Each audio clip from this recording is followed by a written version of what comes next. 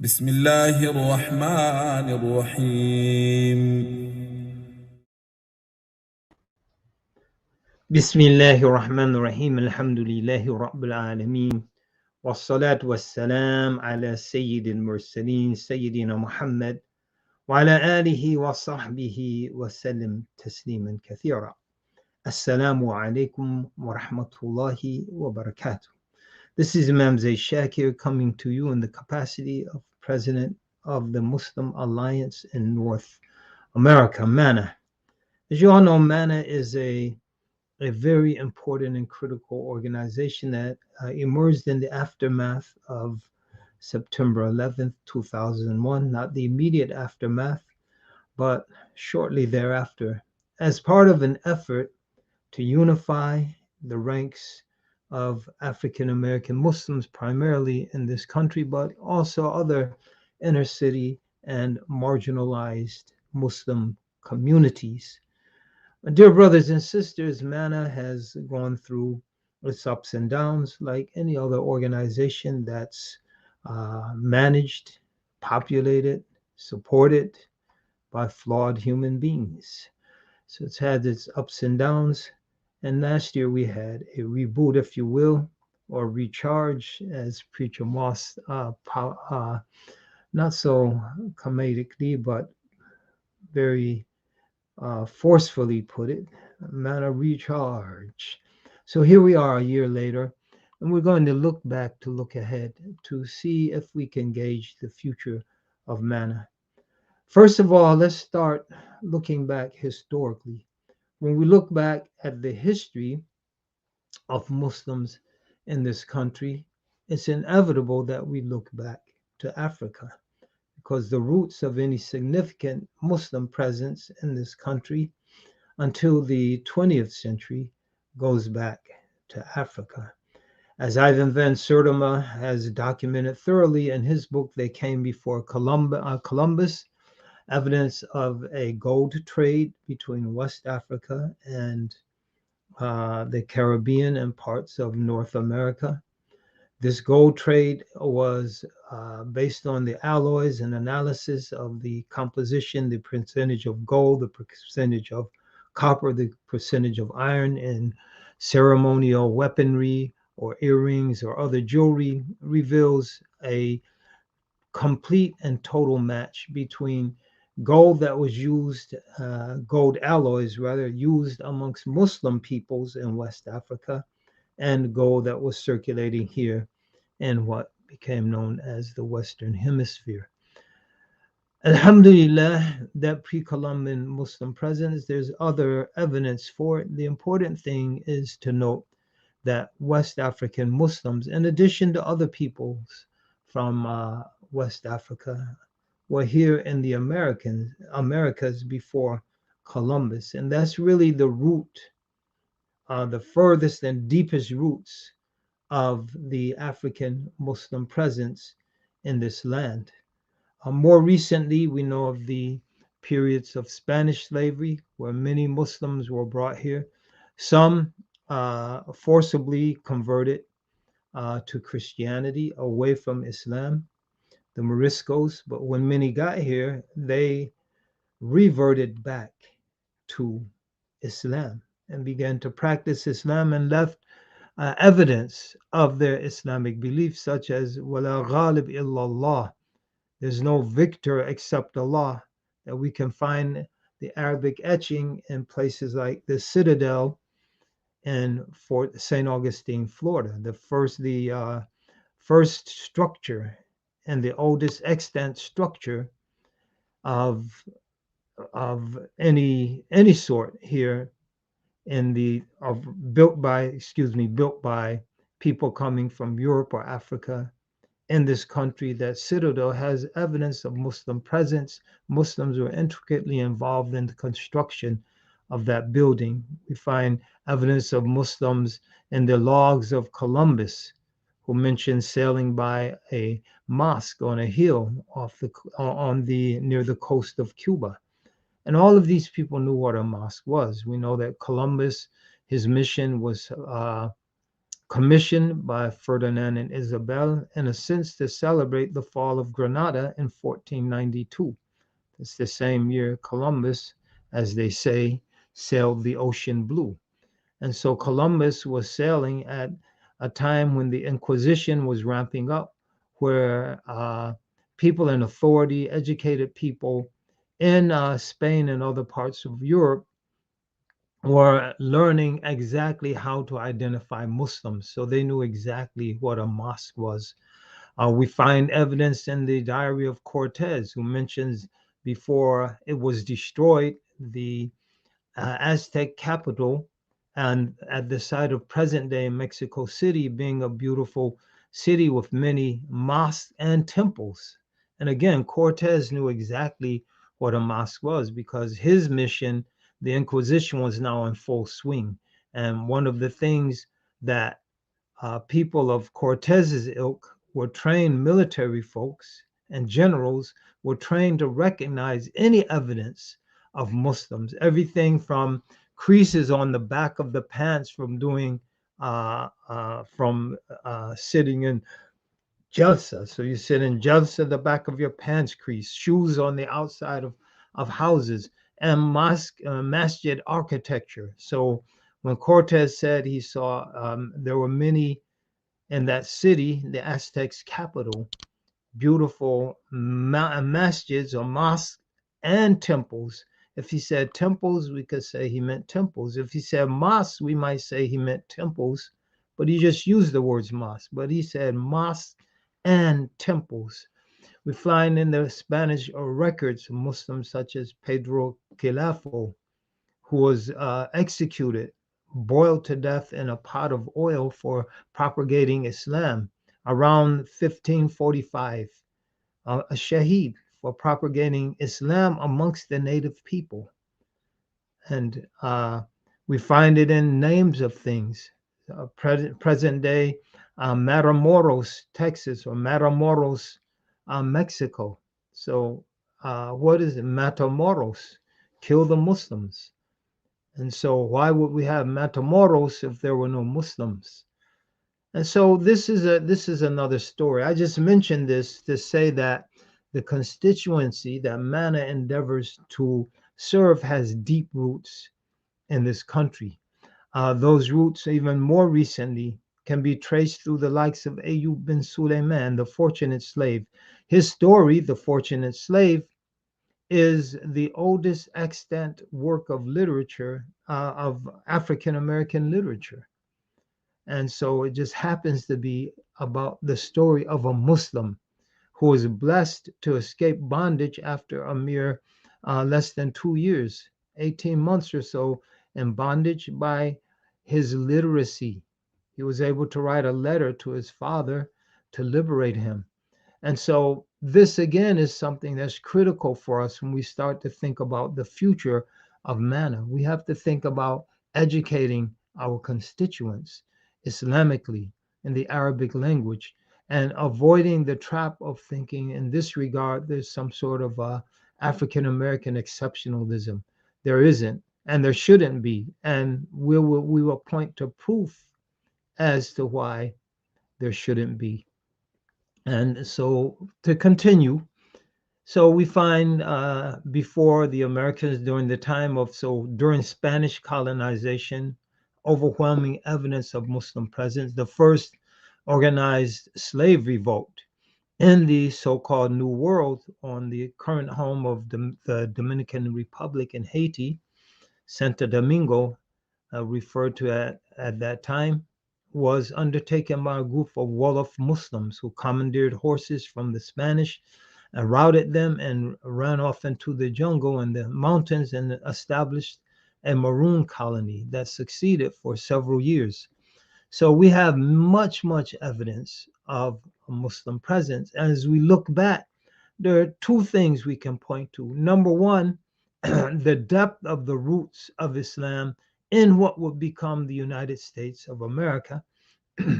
And secondly, we should be imbued, infused with the source of pride that we have ancestors who were literate, such as Ayyub bin Suleiman, who were scholars in the religion, such as Ayyub bin Suleiman, such as Ibrahim Ibrahim Abdurrahim, who was literally a prince. He was called prince by his slave owner, or his slave master, if you will, because of his noble, regal presence. In reality, he was a prince. He was the son of the unifier of the Fulbe, or the Fulani people in Futajalon. So there he was literally a prince, but he was also a scholar, having been one of the leading generals in his father's army. He was educated at Timbuktu to a very high level, both in Arabic, Quran, and the Islamic sciences. Others, such as Umar bin Said, perhaps the most prolific writer in terms of Arabic writing amongst the slaves, who wrote 30 some odd pages of the Risala of Ibn Abi Zayd al-Qayrawani, who wrote several chapters, surahs from the Quran, who wrote what was the Lord's Prayer, but it was a combination of Surah Nasr and another verse in the Quran imploring the help of Allah subhanahu wa ta'ala. إِذَا جَاءَ نَصْرُ اللَّهِ وَالْفَتْحِ. So the evidence is there. The roots are there. Unfortunately, because owing to a number of circumstances, one, the difficulty of establishing families, and this is something very critical for the future of manna. Muslim communities, successful Muslim communities, are predicated on a collection or collectivity of successful families. Islam is a social religion, and at the heart of the Islamic social system is the family. And during slavery, we know for all slaves, it was difficult to establish families when your wife, your husband, your children could be sold off in an instant, arbitrarily, on a whim, as a punishment. So it is very important for us to recognize the difficulty that the African Muslims who were enslaved here in the Americas had in establishing families, because then to have the stability to actually teach the children Islam wasn't there. A second so just the overall context of slavery and the nature of the barbaric nature of slavery here in the Americas, or the North Atlantic slave trade in general, worked against establishing strong families. Another factor, and Sylviane Diouf, Dr. Sylviane Diouf, and others talk about this in their works on African Muslims enslaved here in the Americas, was the disproportionate number of Muslim males to Muslim females. And that's one of the reasons we don't hear so much about famous, if you will, Muslim females. A large percentage of Muslim males who were sold into bondage in West Africa, they were either prisoners of war, and so the women weren't fighting the war, so the women weren't falling into bondage, and or they were kidnapped, such as Ayyub bin Suleiman, on business expeditions or traveling in search of knowledge. The rihla fi talab al-ilm, traveling to seek knowledge, was a very strong tradition amongst West African Muslims. So we mentioned Timbuktu. Many Muslims would travel from coastal areas of West Africa along the Atlantic coast inland to Timbuktu. And it was a long and arduous journey. And many would be kidnapped while making the journey, not just to Timbuktu, to other centers of learning, and then sold into bondage. And again, women generally did not pursue that particular path. Women were educated locally. And as a result, so prisoners of wars, businessmen such as Ayyub bin Suleiman being kidnapped, students of knowledge being kidnapped, and as a result, there was a disproportionate number of male Muslim slaves to females, and so you'll find that many Muslim slaves male Muslim slaves whose lives we know about, they married Christian women, and generally the children would have Christian names. This isn't exclusive, but this is a general trend. And so that was something also that worked against establishing strong Muslim families. As a result of these two things and these two factors and others, when slavery came to an end and new Muslim slaves were stopped being imported into the Americas, Islam gradually died out amongst the enslaved population. And you can see that gradual nature in the scholarship around the family of Salih Bilali and Bilali Muhammad from the coastal islands of Georgia. The coastal islands of Georgia and South Carolina had a disproportionately large percentage of Muslim slaves. These were areas where rice was a very popular crop. And rice is very labor intensive and takes a lot of expertise. So the plantation owners preferred slaves that had expertise and experience in growing rice in Africa. And one of the richest rice growing areas was the Senegambia River Delta. And that's an area that's over 90% Muslim. And so you're taking slaves from that area that's 90% or above Muslims, and you're bringing them to the coastal islands and the coastal lands of Carolina, South Carolina, and Georgia. And so there's a disproportionately high amount of Muslims in that population. But you can see they gradually die out. And when the Work Progress Association, the WPA, during the New Deal in the 1930s, is studying the people in that area, we have traces and remnants of an Islamic presence, but the actual practice of Islam has died out. And so with the end of slavery, the end of the importation of new slaves into the Americas, Islam and the Islamic presence gradually dies out. Now we move from here to a wider picture, if you will, and that is understanding some of the dynamics that are known in a region known as the Black Atlantic. So the North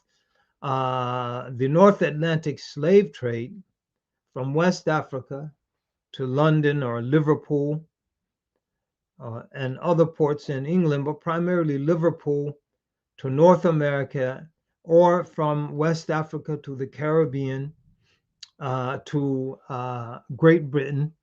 This triangular slave trade, if you will, created a region that some scholars refer to as the Black Atlantic, because you had significant or the Black diaspora, the African diaspora. You had significant African populations emerging in the United Kingdom, less so, in the Caribbean, very strongly, and the northwestern coastal areas of South America, particularly Brazil. In the Caribbean, we mentioned, and in the southern states of what will become the United States of America. And so this area of the African diaspora was qualified by certain realities. One reality was when slaves were able to liberate themselves, one of their immediate and most pressing concerns was the liberation of their fellow slaves, their fellow African brothers and sisters, and in the case of Muslims, their fellow Muslims. And we see organizations, for example, in the Caribbean, such as the Free Mandingo Society. These were Muslims who gained their freedom in Trinidad, and they established a society to liberate and free other Africans, and amongst them many Muslims. And as a result of their efforts, many Africans who weren't Muslims converted to Islam. During the War of 1812, they actually were able to free hundreds of slaves from the American South to fight on the side of the British against the Americans. So this impulse, if you will, we'll call it a liberationist impulse, became part and parcel of the identity of African Muslims. The African Muslims strove for liberation, and not just physical liberation. Many, after several attempts to run away, such as Ibrahim Abdurrahim, as soon as he reached the plantation in Natchez, Mississippi, he ran away, but eventually consigned himself to his fate. And from that point on began the process of a spiritual liberation. So when we talk about liberation, the same thing with the case of Ayub bin Suleiman. He ran away from his plantation in Kent County, Maryland, and made it as far as Pennsylvania before being captured and returned. And he's called the fortunate slave, to just circle back to his story, because when asked why he ran away, he said he couldn't pray in peace. The master's children would harass him when he was doing his salah, poured dirt on his head and things of that nature. And so, as opposed to being brutally whipped, which was the fate of many, if not most, runaway slaves, his master gave him a musalla. He said, well, you pray in this area, a designated musalla. He still wasn't satisfied, and he complained about the work, that he was from the Fulani. They were pastoral people, they were uh, horsemen, and so he was put in charge of the horses. He still wasn't satisfied. He wanted his freedom, so he wrote his letter to his father. It never reached his father. It reached eventually James Oglethorpe, who was one of the founders of the originally slave-free colony of Georgia, and Oglethorpe himself purchased the freedom of Ayub bin Suleiman. So indeed, the fortunate slave. And again, this is, if we take a lesson from this story that we can later apply to Manna, is that the divine providence, tawfiq, is extremely instrumental in determining, extremely instrumental, is solely instrumental in determining the outcome of our struggles. And so amongst the things we must do if we're going to have a future is we have to deepen our spiritual and devotional ties with our Lord, with Allah subhanahu wa ta'ala.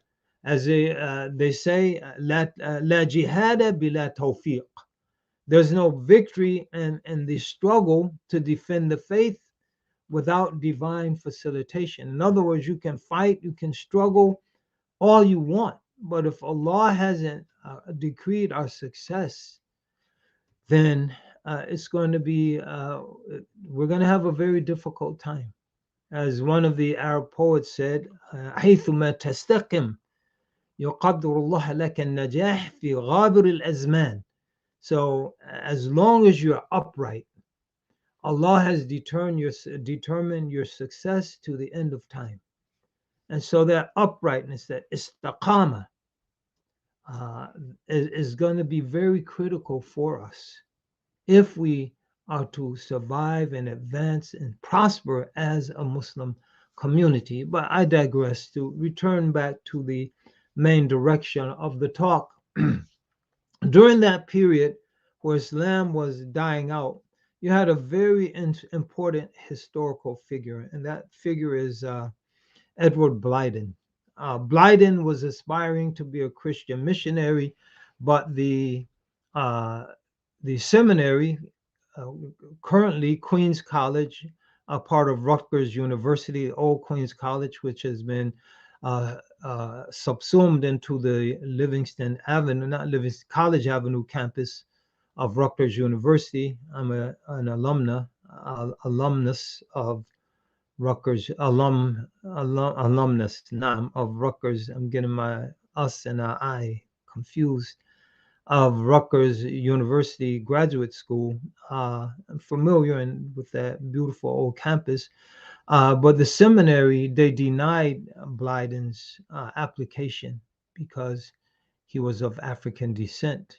But they had another way they could use him to advance the religion, and that was to send him to Africa as a missionary. And so he agreed to accept that post, While in Africa, he became fascinated by the social organization of the Muslims and the sense of solidarity that Islam brought amongst the various Muslim tribes. And so you can imagine the Wolof or the Mandinka or the Hausa or the Fulani or other Muslim tribes all sending their young folks to Timbuktu to be educated, coordinating on in these massive empires that were built, such as the Songhay Empire, the Empire of Madi, culminating during the reign of Mansa Musa, and others. These were expansive geographical entities that brought many different tribes together. And in many of these regions, the majority of the people, in some instances, there were Muslims mobilizing for the Hajj, going for the Hajj, studying at the same schools and madaris. So all of these things brought the Muslims together, the various Muslim tribes together. So this fascinated Blyden, and some say Blyden was so fascinated he became Muslim. Others argue he didn't become Muslim, but he became very sympathetic to Islam. What's important to note is that in his works, Blyden began to popularize Islam amongst the African American intelligentsia. And so people began to look at Islam in ways that Blyden did. Blyden looked at the social, religious, and cultural solidarity that Islam created amongst the tribes of West Africa, the Muslim tribes of West Africa, and began to envision Islam as a unifying factor that could unify the disparate African people of the diaspora, and hence become a solidifying glue in the creation of a mass encompassing Pan-African consciousness. And so this placed Islam in a very favorable light amongst many African American intellectuals. And that climate that was created, that intellectual climate in the 20th century, began to give birth to movements. The first notable one, beginning in 1913 in Newark, New Jersey, was the Moorish Science Temple, headed by Noble Drew Ali. Now, there wasn't Islam per se. Even their Quran was a combination of something from the Quran, the Bible, to the Tibetan Book of the Dead, and other sources. So it wasn't the Quran, but Islamic terminology, Islamic symbols began to manifest themselves through this movement, the Moorish Science Temple. And again, that began to turn people's gaze towards Islam, particularly in the ghettos of the North. It's not coincidental that the Moorish Science Temple started in Newark, New Jersey, because in the South, the African American church was a very strong unifying institution. One of the consequences of the Black diaspora, the massive movement of millions of African Americans from the southern regions to the northern regions, particularly during the First World War, to man the factories making a lot of the munitions to be used in the European theater of war. Excuse me. That migration uprooted people from the context of the African American church, the Black church. And so in the North, removed from that context, of course, the church migrated with folks, but its roots weren't as deep.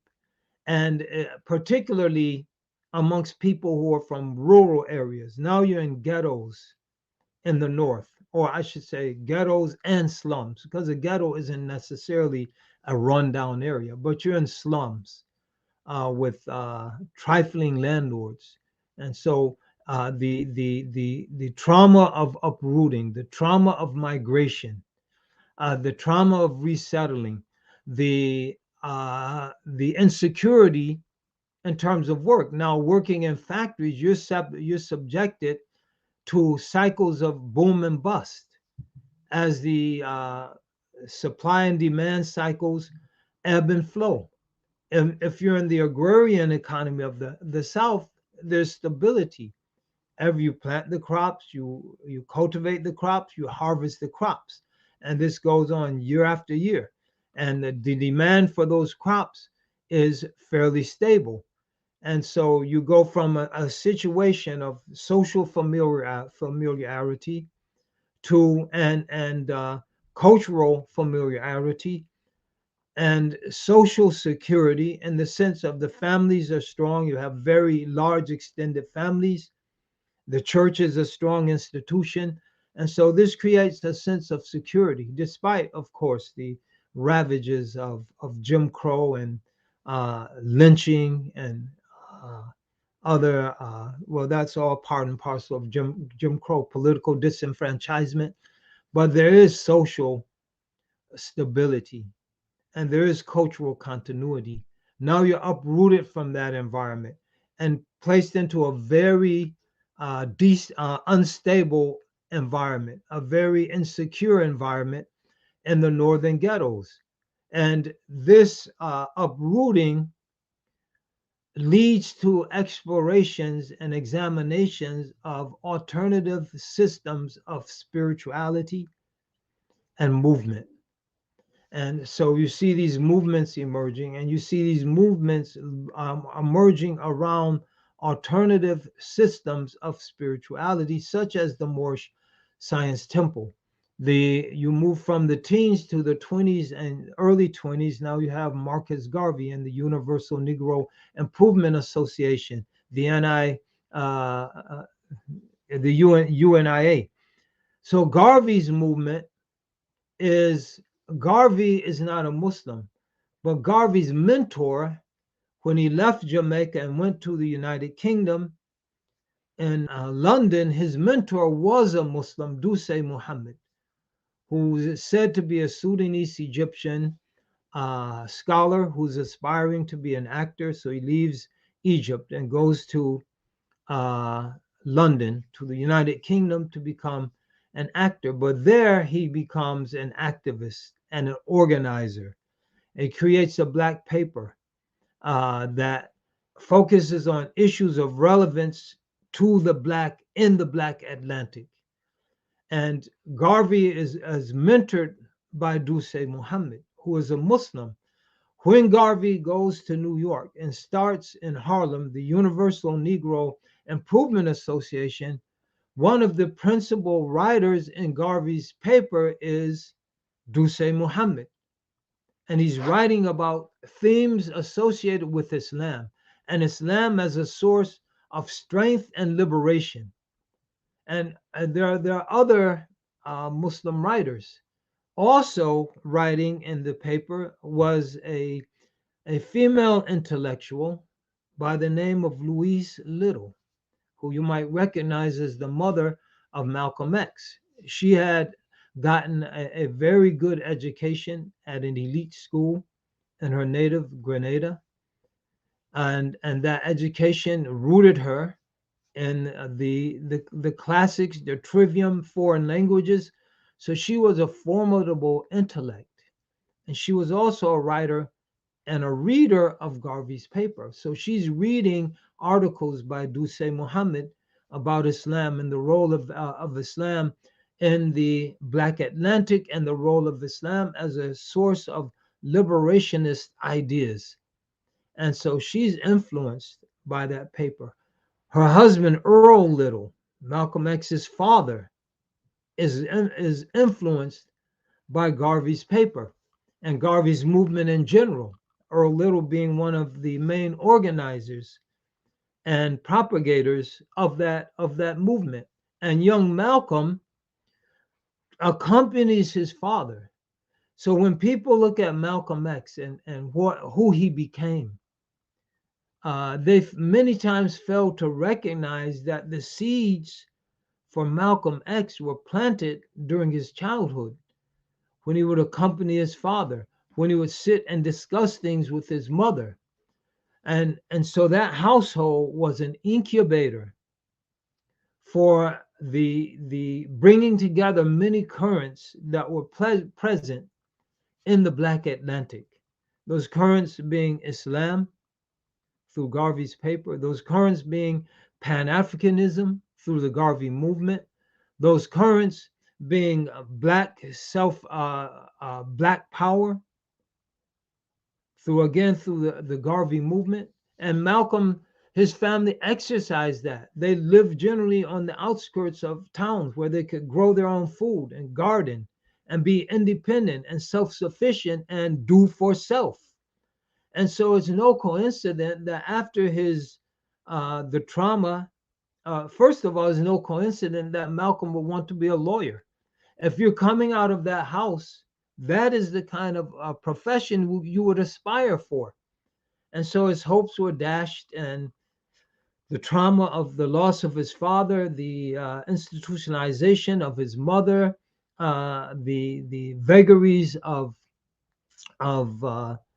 moving from foster home to foster home, and he eventually, as we all know, settles with his sister, half sister Ella Collins, in Roxbury, in Boston and Massachusetts, and he goes through his phase of disruption. But when he comes back to dealing with the serious issues affecting the Black Atlantic and affecting African Americans, the seeds have already been planted. Malcolm just didn't, those seeds weren't planted in prison.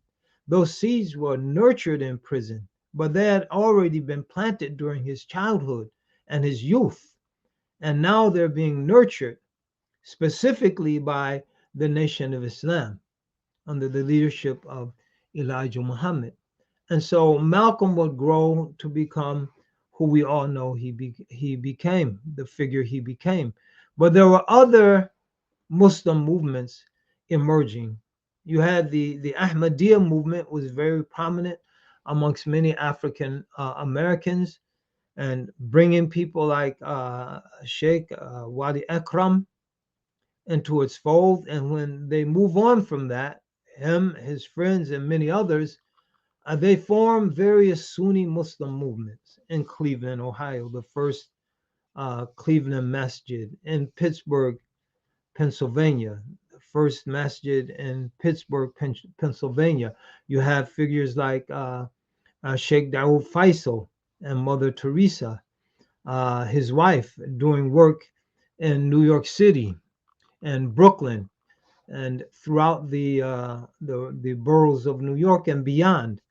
And so these Sunni Muslims have a trajectory in parallel to a better known movement, the Nation of Islam, more better studied movement, more deeply studied movement, the Nation of Islam. And so if we can look at these movements, so you have, for example, Sheikh Wali Akram, you have Professor Izzuddin in South Jersey, coming out of Philadelphia and going back to the land, establishing a Muslim village that's not maintained and perpetuated by the youth of that community, but an expression of a certain impulse. And you have Sheikh Dawood Faisal.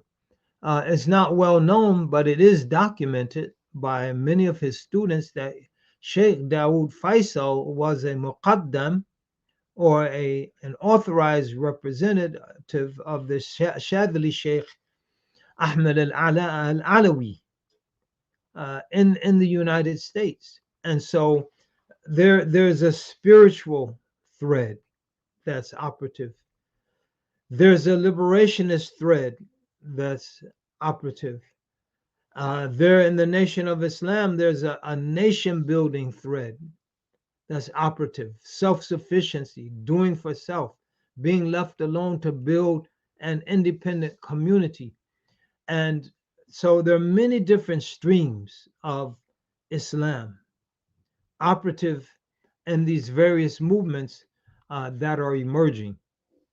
They in the 1960s they began to come together, and they're coming together under the leadership of Malcolm X when he leaves the Nation of Islam. So the Nation of Islam continues its trajectory, but Malcolm is now trying to engage in the building of a Muslim movement, and this is under the auspices of the Muslim Mosque Incorporated. He brings Sheikh Hassoun from Sudan to begin to teach brothers and sisters the proper Islamic teachings. You have that same stream culminating in the work of Imam Warith ad-Din Muhammad, sporadically before he assumes the leadership of what was the Nation of Islam, but in a concerted effort after assuming the leadership that culminated in probably the largest mass conversion, religious conversion in the history of the United States. People converting from the Nation of Islam, probably upwards to 500,000 people, to proper Sunni Islam. And it was a conversion, and not everyone could fully embrace Islam as articulated in the teachings of Imam Warith ad-Din Muhammad. So, for example, Minister Farrakhan makes that shift initially in 1975-76 and becomes Abdul Halim Farrakhan, but he reverts back to the old teachings of the Nation of Islam and becomes again Minister Louis Farrakhan, committing himself to the old teachings of Elijah Muhammad around 1977-78. And so you have these different streams, and we mention them for a reason. And that the reason is that Mana's future will involve, as a movement, as an alliance, being heir to these various currencies. And as an alliance, that should be something that's fairly easy to do, because difficult in fact, but fairly easy in theory, from the perspective that as an alliance, MANA doesn't have to be just a liberationalist organization, but encouraging, forwarding, advancing the cause of Black liberation to the extent that the issue is still relevant, should be part of the work of MANA. And so organizations that are committing themselves along those lines should find a home in MANA. And as we said, the most important liberation is not the physical liberation, it's the spiritual and intellectual liberation. Because a person can be physically in bondage, but spiritually and intellectually free. And this is captured in the last sentence in we mentioned Dr. Sylviane Diouf's book. We didn't mention the book, we mentioned her. Servants of Allah, African Muslims enslaved in the Americas. The last sentence of that book, she says, those African Muslims may have been the slaves of Christian masters, but in their minds, they were free. They were servants of Allah. And so when we talk about liberation, we're not just talking about physical liberation. The physical chains are gone, and there are vestiges of that period of enslavement. But it is the psychic, the spiritual, the intellectual chains that still remain on the minds of so many, limiting our possibilities. And to just think of the limitations that that period and the trauma of slavery put on us. How many people of African descent in this country whose roots go back through slavery would never envision themselves being president of the United States because of the nature of the historical experience we have undergone. Some would argue against the legitimacy of the United States altogether, despite being here, in some instances, lineages that go back 400 years to this geographical space. But someone who is of African descent, who is not heir to that history, and in many senses the epigenetic trauma that someone like Dr. Fatima Jackson, may Allah preserve her, talks about, being a geneticist. She talks about epigenetic trauma around torturous circumstances that becomes embedded into our genetic code and then is passed down for upwards to 4 or 5 generations. And that's all of us. We're within that time period. And Dr. Joy DeGruy talks about this in her book, Post-Traumatic Slave Syndrome. And so someone who hasn't undergone that experience of African descent, like Barack Obama, can come here and see no limitations whatsoever, no hesitancy whatsoever in envisioning himself as president of the United States, even though his father was not even an American citizen and didn't spend an extended period of time here. Despite that, free from that history, he has unlimited horizons. So his mind was free. And because his mind was free, he can envision being president. And so this mental liberation, spiritual liberation are key. His case, mental liberation, but physical liberation is even more important because that's part of the critical work of Islam. And so an organization like MANA, being an alliance, should be home for organizations and movements that are working towards spiritual and mental liberation. So as an alliance, the Muslim alliance in North America, MANA does not have to be one thing. It can be many things. It can be home for many different movements, organizations, facets of the wider Islamic project. And so we mentioned a few of them. If MANA's future is to be strong, this is exactly what MANA will need to do. MANA will need to be an alliance true to its name that provides a home for various movements and various organizations that are working along the lines of these various streams that were captured in the life of Al-Hajj Malik al-Shahbaz, Malcolm X. So to go back to repeat so that nothing gets lost in the shuffle, we mentioned Malcolm growing up in a Garveyist home. Growing up in a Garveyist home, Malcolm absorbed the nation building aspect of the Garvey movement. Growing up in a Garveyite home, Malcolm was exposed through the Garvey paper and most definitely through the discussions with his parents and attending the lectures and organizing meetings of his father to various aspects of Islamic teachings, because Islamic teachings had a very prominent place in Garvey's newspaper and his overall teachings.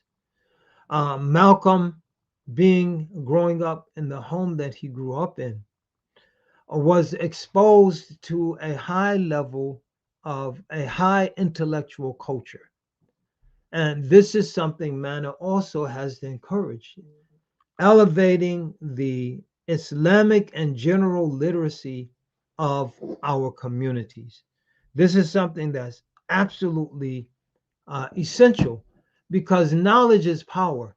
And for us as a people to advance, to elevate ourselves, and to play a critical part in the salvation of this country and saving this country from its inevitable doom, we have to be people who are functioning, or who are embracing a world-class standard of education.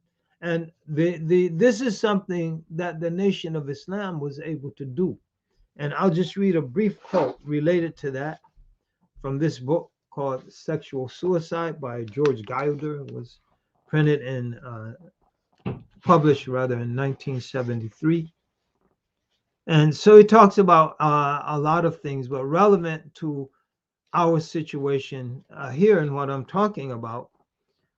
Also, like the Jews, Chinese, and Catholics, the Muslims, referring to the Nation of Islam, almost uniquely amongst blacks, have succeeded in establishing a school system that actually teaches poor black children to read and write at the white grade level. And so that's not inconsequential. And so the fact that the Nation of Islam was able to accomplish the things it was able to accomplish is rooted in large part to the level of educational attainment that it was able to bequeath unto its followers and infuse them. Imam Siraj Wahaj, may Allah preserve him, he didn't drop out of the sky. Imam Siraj Wahaj came out of the Nation of Islam.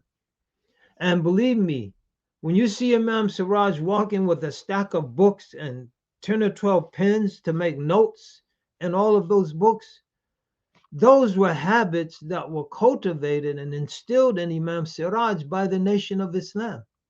And so MANA has to bring into its alliance organizations in our community, referring specifically here to the African American Muslim community, that are focusing on raising and elevating the level of educational attainment amongst our people.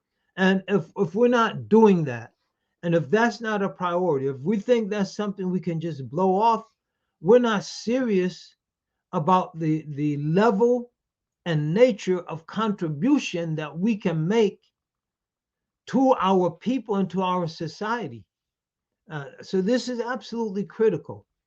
And so MANA also has to commit itself to projects that are larger than our immediate concerns. One of the things that we as people in this country and in the Western world in general, especially after the advent of social media, we have accustomed ourselves to amusing ourselves to death.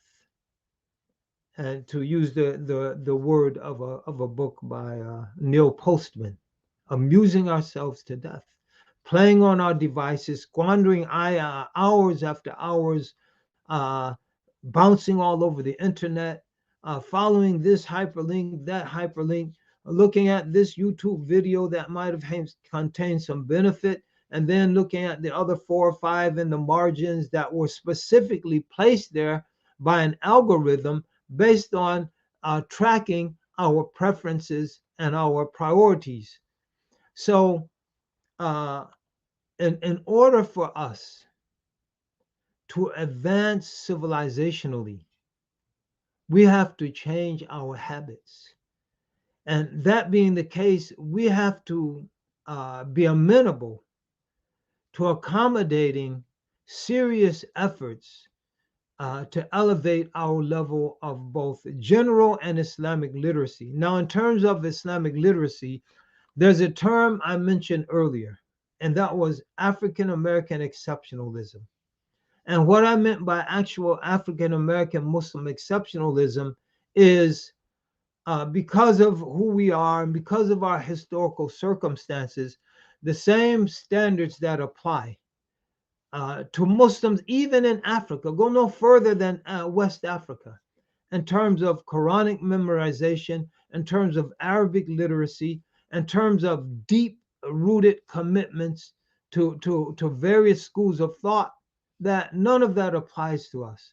And I mentioned that that's a totally fallacious idea, because we have manna presented the lives and the triumphs of 4 African American Hufadh last Ramadan.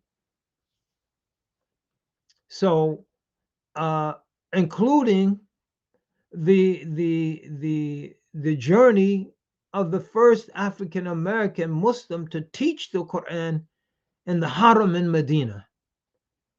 And so we have scholars in our midst that are totally conversant in the Arabic language. We have scholars in our midst that have memorized the Quran.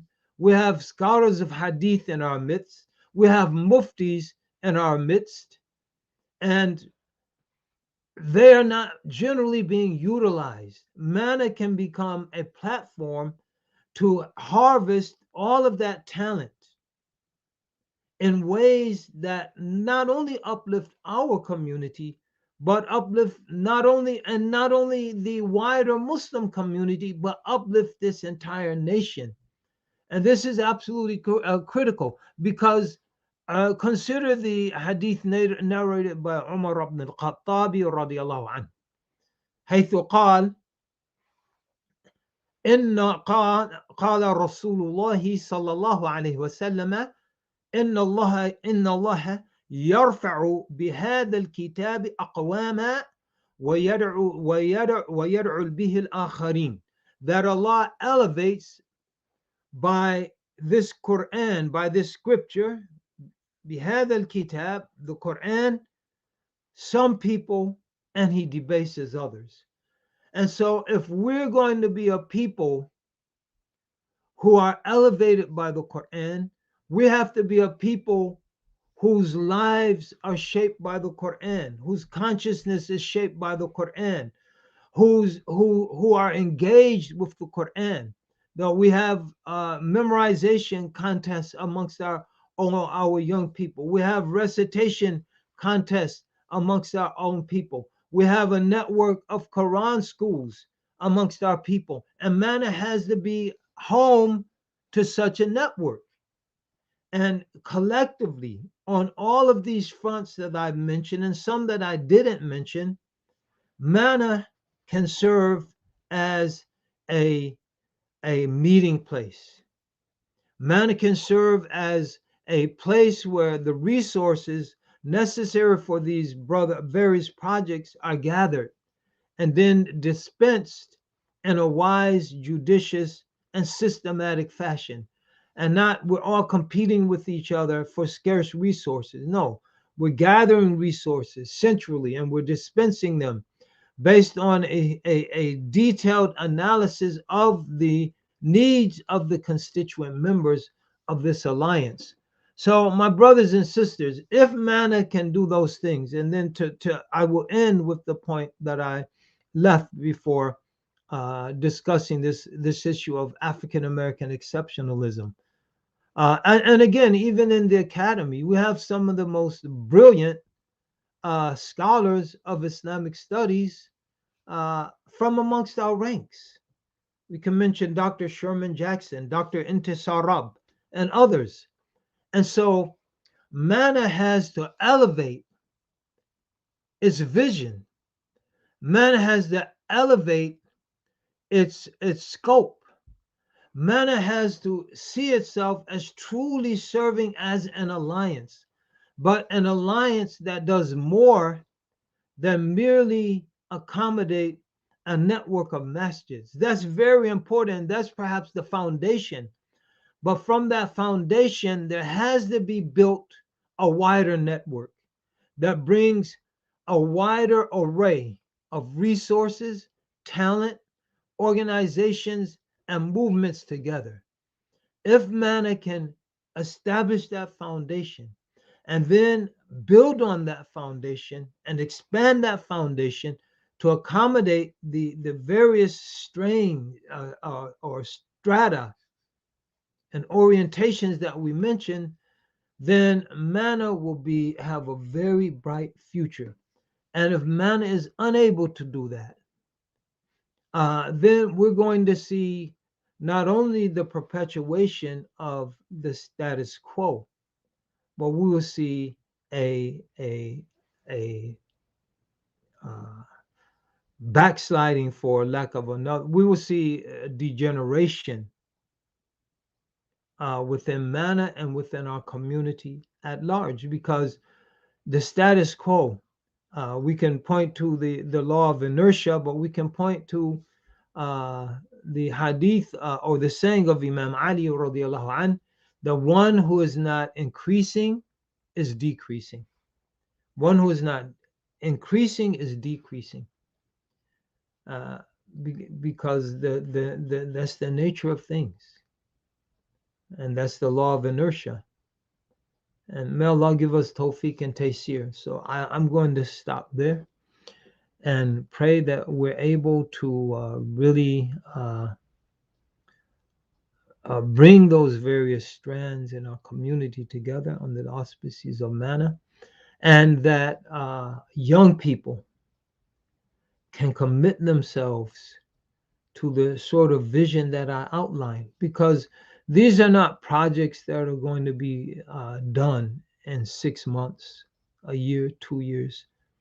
These are projects that are going to take consistent, focused, intelligent work over the course of decades.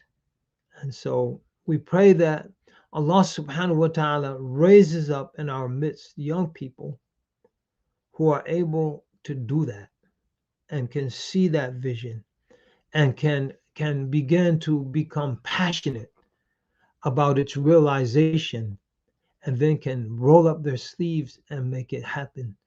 And if that happens, then manna has a very, very bright future. So we'll stop there and we'll go out with a little video. This is our end of year fundraising time. I want everyone who is listening to this, viewing this, please go to our website, mannajustice.org, and make a donation, whatever you can. Whatever you can. So فلينفق ذو سعة من سعته ومن قدر عليه رزقه فلينفق مما آتاه الله. Let one who has expansive means spend from their expansiveness, and let those whose means are constrained spend according to what Allah has given them. So if you can give $10, that's appreciated, and that $10, that can be where the blessings lie. If you can give $10,000, that's appreciated. And so whatever you can give according to what Allah has blessed you with to advance this work. And you can, when you go to the website to make your donation, you can see what we've been doing over the course of the last year in terms of programs, efforts, and initiatives. And so we want to take this to another level. But to do that, it takes resources. In all honesty, we talked about education. It's no coincidence that when Muslims were leading the world in virtually every sphere of knowledge, we had the most richly endowed institutions of higher education. Today, when the United States is a leader in so many fields of endeavor, Harvard University is the world's most richly endowed university. And so it takes money to really do quality work of the type that we've been talking about. So please support Manna, and we'll watch this little video if we can tee it up.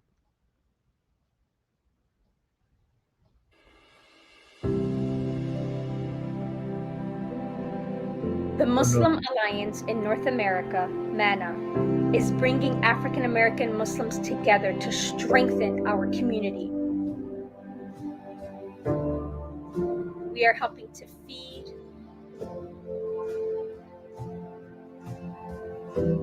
educate,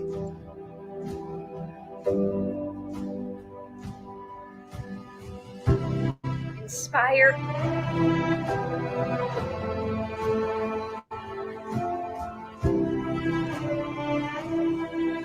and organize our community.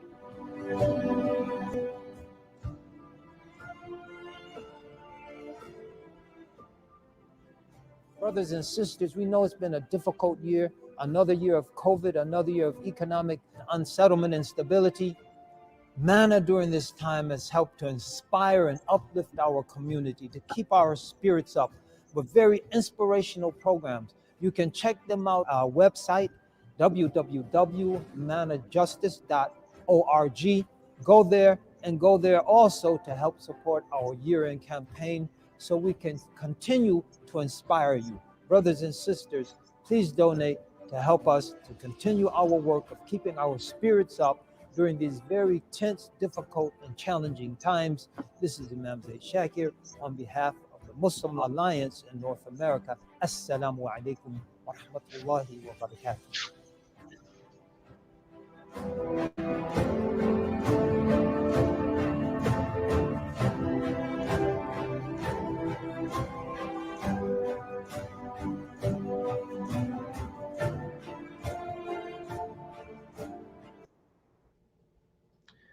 So, if there are any questions or comments, they're more than welcome to have a little discussion or just plain straight up Q&A.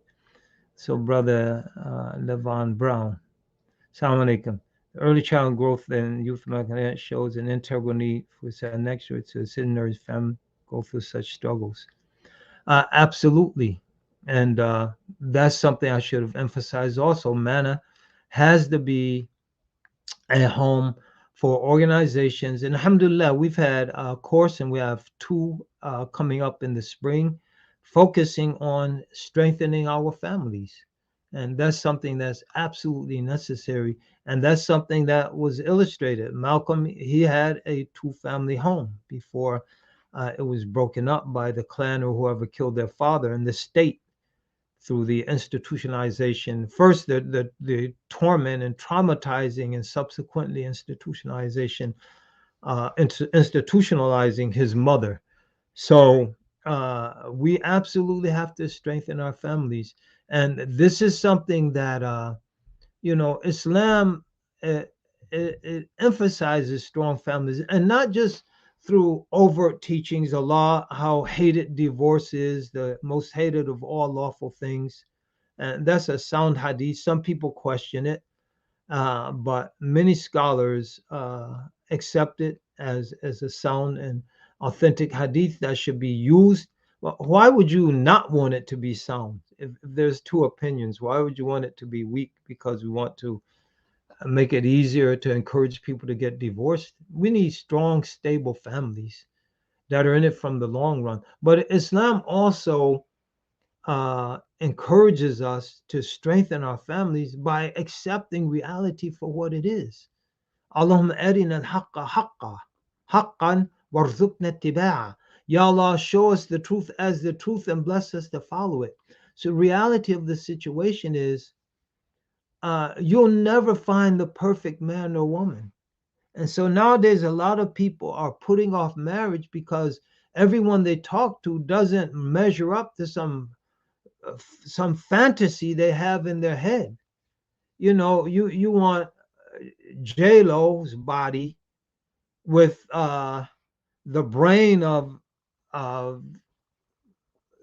Rhodes Scholar, with the piety of Rabia Adawiya, and that person doesn't exist. And so by encouraging us to accept reality, there's no perfect human being. So commit yourself to one spouse, raise a strong family, and leave the fantasies floating in your head. So may Allah give us tawfiq and taysir. Now, there are circumstances definitely that might call for a multiplicity of wives, but again, it shouldn't be a fantasized image of a harem where you're surrounded by women dropping grapes into your mouth. It should be a serious spiritual endeavor that's undertaken in some instances for people who are prepared for it to address some nagging social and economic needs in the community. And so we have to be serious people who face reality head on. And Islam forces you to face reality. Islam doesn't deal with fantasy. It doesn't deal with idealistic ethics. It deals with realistic ethics, and it doesn't delude us concerning the idea of human perfection. We strive for perfection, and we can reach spiritual states that are described as an-nafsul kamila, the perfected, completed soul.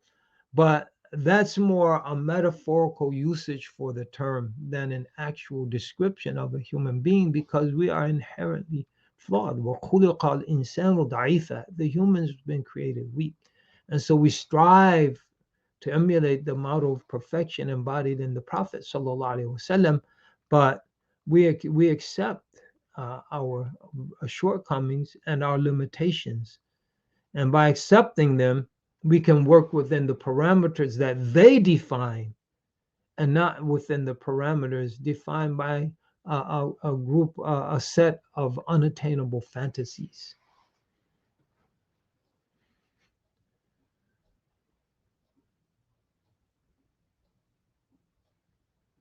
Most definitely, as Sister Khalila says, mental and spiritual liberation is a means to be able to move forward. And that's absolutely true, because the thing that distinguishes us as human beings is our mental and our intellectual and spiritual potential. And now people are striving for physical liberation. And physically, we're way down on the scale. Like physical strength, way down there. An orangutan is 9 times stronger than a human being. Speed, way down there. A bear can outrun us. A big old bulky bear can outrun us. Say nothing of a horse. You know, we're way down there instead of the speed. Jumping ability. We can't begin to compete with a deer. Just gracefully jump over an 8-foot fence. Way down there. So, or a squirrel even. For its size, it jumps 10 feet from one branch to another branch. Tree climbing, way down there. So the squirrel scurries up the tree, the bear cub scurries up the tree, human beings struggling and straining. So to put all the focus on the physical, which doesn't even begin to capture our human potential, and to neglect the spiritual and the intellectual, which are our strengths, and which are the true prisons that we place ourselves in, is folly. And so definitely, to be successful, we have to prioritize our intellectual and spiritual liberation. And that's one of the one of the things that diverts us from that task. People, at the end of the day, I won't even go there. Next question or comment. Get myself in trouble. Allah barik fikum. Yataqabbal minkum. So any other questions or comments? If not, we've kept you on long enough, for well over an hour. So if there's no more, then we'll stop here, and wish all of you a blessed break. Those usually between Christmas and New Year's is a downtime. And so during this time, we pray that folks are able to regroup, to do some of the things you might not have been able to get to throughout the year. Read a book if you can. We one of the consequences we mentioned, amusing ourselves to death, as after we've jumped around on the internet and watched our 12 videos and then jumped to watch the guy make the touchdown 10 times, just loop it and loop it. And then we went from this site to that website and caught a little bit of this talk and a little bit of that. There's nothing consequential that we've gained in any meaningful way. But when we sit down, we read a good book, uh, it can be extremely beneficial. I recommend a book for you. I've been recommending this book the last week or so because I'm really enjoying it, and it's rooted in Islamic teachings. Now you will see Islamic teachings jumping off of every 3 or 4 pages. You say, man, that's straight from Islam. The book is called 4,000 Weeks: Time Management for Mortals. 4,000 Weeks: Time Management for Mortals. So if tech support, if you could type that into the chat, 4,000 Weeks: Time Management for Mortals. Yeah, excellent book. And I think anyone who takes the time to read it, yeah, there we go.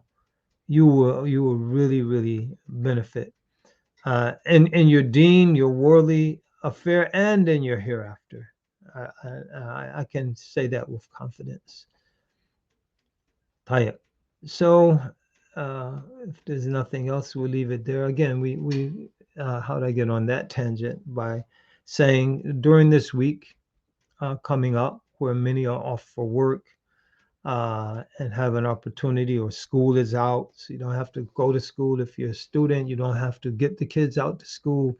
If you're parents of school age children, young folks, during this time, read a book.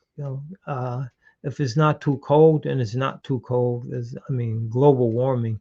Chicago, the hawk retired, and so I remember this time of year. We used to go to a conference around this time of year in Chicago back in the early '90s, late '80s, early '90s. It would be so cold. You're wondering, like, man, how could a human being even live in this environment? And now, one day it's at nighttime, maybe 25 degrees, and it's 40 degrees in the daytime. Then the next day it's raining, the next day it's snowing, then the next day the snow melts, and then you get a 55-degree day. And this is in December, where I remember being young, you would day and night, you would go sometimes up to a month, and day and night the temperature wouldn't get above freezing. And so I say that to say this. It's not, I rode my bike today. It's not, get out and walk. It's not too cold.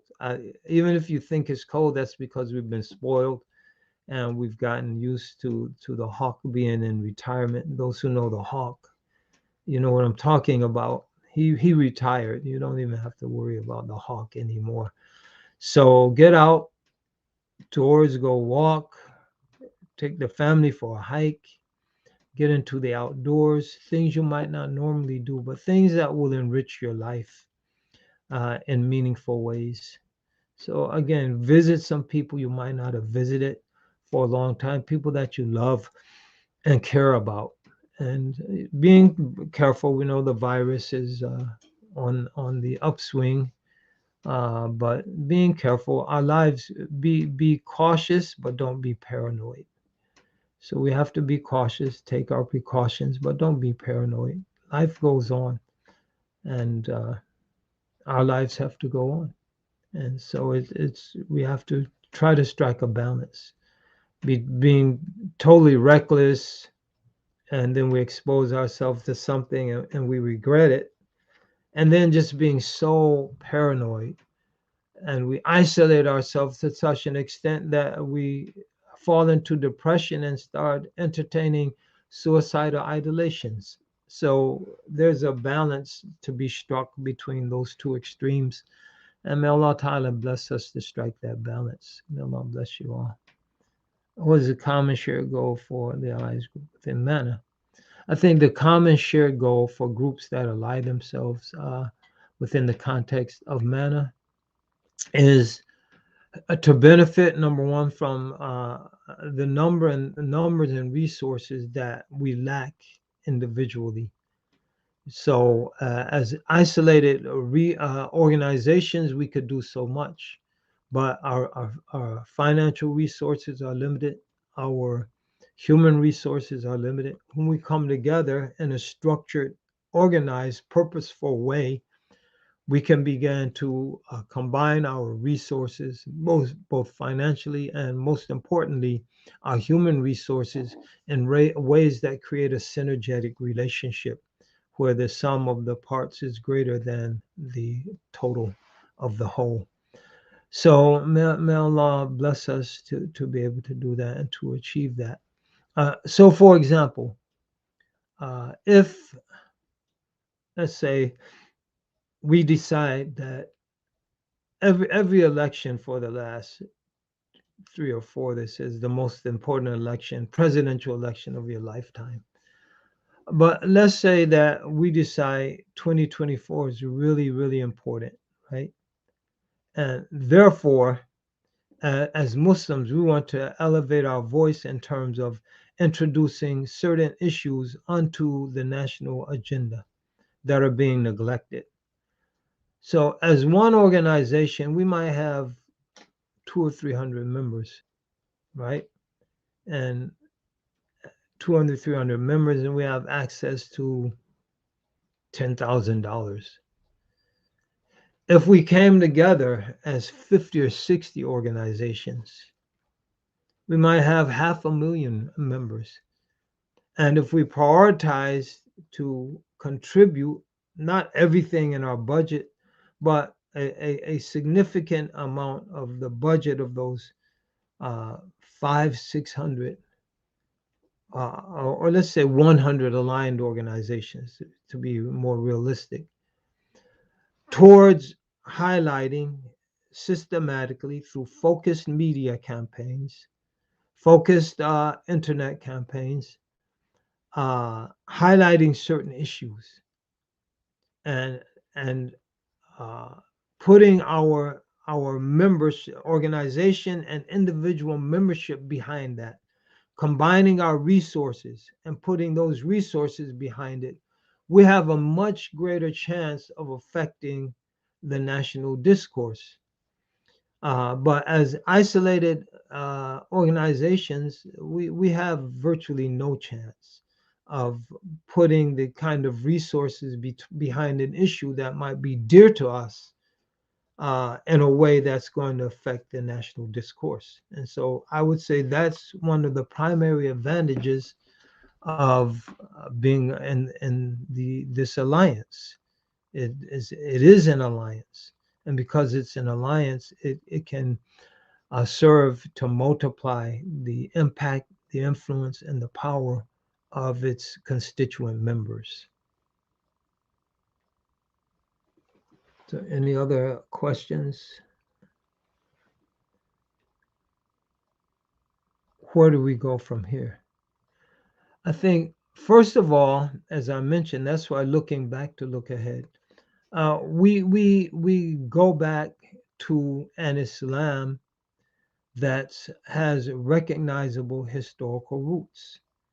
Now, I received this text yesterday, and this goes right to the heart of, we said, tawfiq.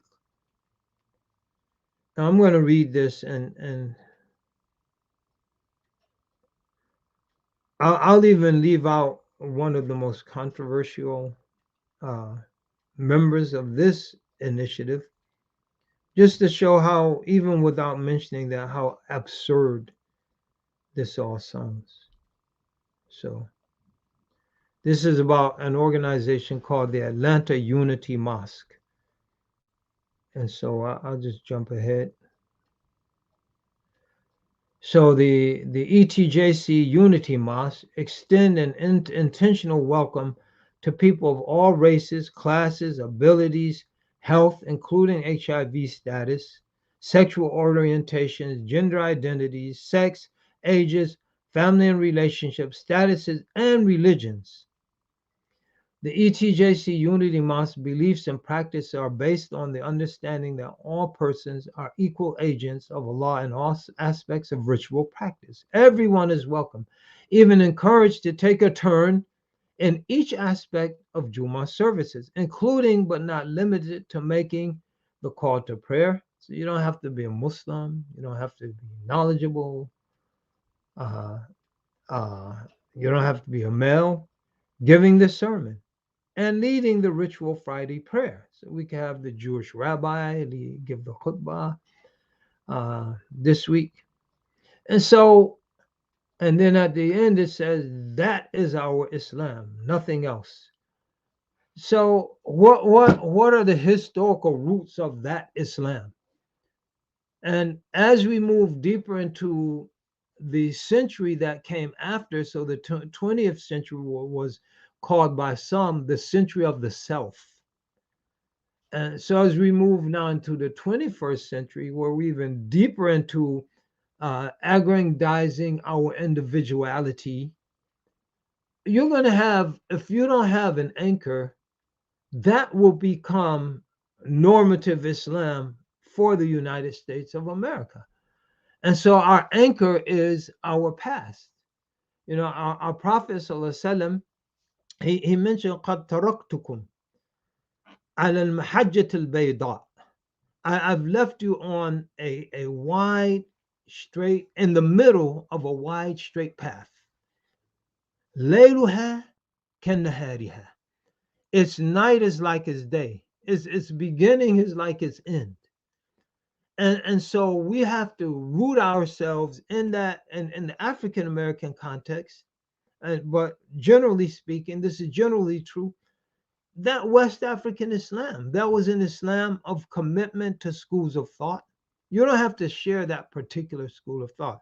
And legally, the Maliki school, theologically, the Ash'ari school, spiritually, the Tijani and Qadiri schools primarily. You don't have to share those, but a commitment to what sustained and sufficed our ancestors has to be seen as absolutely necessary to sustain and suffice us. And so from that foundation, we engage the issues of the day. And if we don't have that foundation, we're going to end up like what I just read. And so I think that is why it's very, very important for us to look back before we start thinking of how we might go ahead. Otherwise, we don't go ahead on the basis of Islam. We go, if you what I just read, that is a total capitulation and commitment to postmodernism. And so we mentioned that, yani, we mentioned yani taraktukum ala al-mahajjat al-bayda. I mentioned another saying related by Ibn Umar radiallahu anhu. دينك دينك إنما هو لحمك ودمك خذوا عن الذين استقاموا ولا تأخذوا عن الذين مالوا. Like your religion, our religion is at stake. This is the foundation of our affair.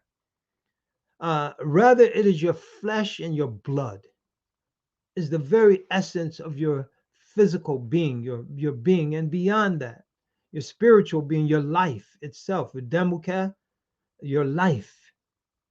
Take it from those who are upright, and don't take it from those who deviate. What I just read to you on my phone is taken strictly from postmodernist thought and its various theoretical manifestations, iterations. And you can find good in some of that, critical race theory, feminine theory, but it's taken from critical race theory, feminist theory, queer theory, decolonizational theory. Okay, great. Fa'ain Allah. Like the architects of all those theories, these aren't Muslim. Most of them are atheists. And so where's Allah in all of that? And so if we talk about where do we go from here, the first thing we have to do is we have to consolidate, buttress, and strengthen our foundation. Because if we don't, wherever we go from here is going to collapse. Whatever we build is going to collapse because it doesn't have a strong foundation.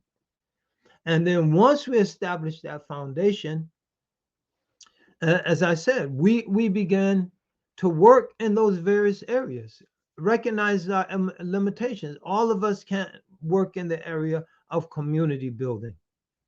All of us can't work in the area of education.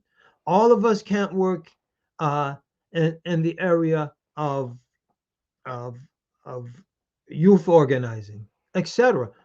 Find one of those paths as an individual.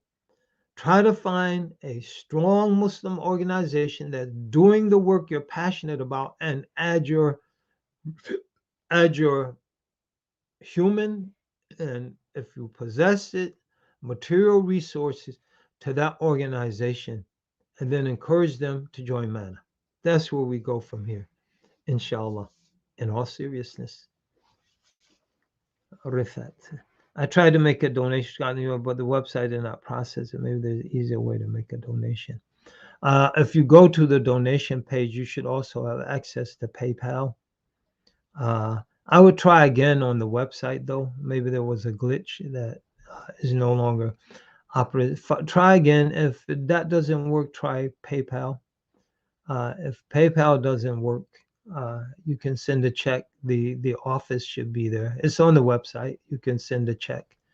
So, but I would try again, inshallah. We appreciate your show of support and solidarity. Barakallah fikum. To anything else?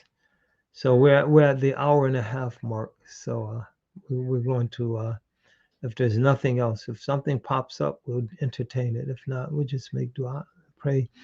Allahumma arina bismillahir-rahim, bismillahir-rahmanir-rahim, alhamdulillahi rabbil alamin, ar-rahmanir-rahim, maliki yawmiddin, iyyaka na'budu wa iyyaka nasta'in, اهدنا الصراط المستقيم صراط الذين أنعمت عليهم غير المغضوب عليهم ولا الضالين